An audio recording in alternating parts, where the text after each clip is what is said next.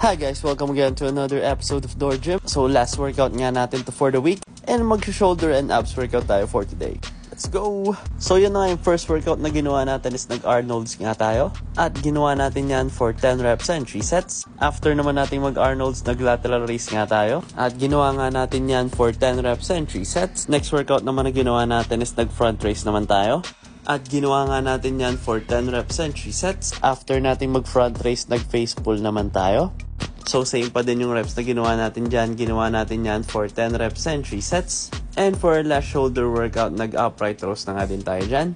At syempre, ginawa din natin yan for 10 reps and 3 sets. At syempre, sinamahan nga natin yan ng abs workout na din. So first workout nga na ginawa natin para sa abs is nag-cable crunches tayo. At ginawa natin yan for 20 reps and 3 sets. After natin mag-cable crunches, nag-ab roller naman tayo. At ginawa naman natin yan for 12 reps and 3 sets. And for our last workout for today, nag-Russian twist na nga rin tayo dyan. At ginawa natin yan for 20 reps and 3 sets. So solid na workout na nga yung mga yan guys. Siguradong may engage nyo na nga yung buong core nyo dyan. At matatarget nyo na rin ang buong shoulder nyo sa mga workout na yan. Kaya subukan nyo na rin yan guys. At yan na nga yung mga workout natin for today. And syempre kung kailangan pa rin ng mga gym equipments, check nyo lang yung TikTok shop ko.